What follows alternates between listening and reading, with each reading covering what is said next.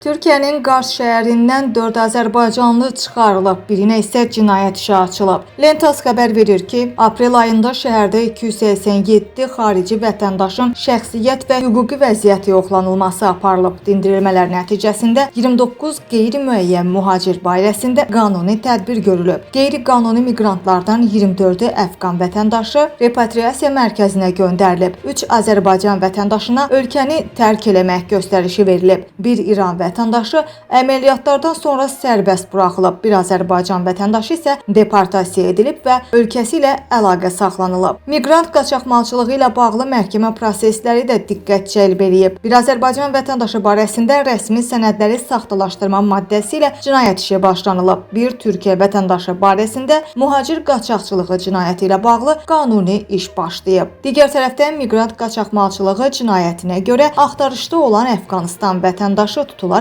ədliyyə orqanlarına təhvil verilib.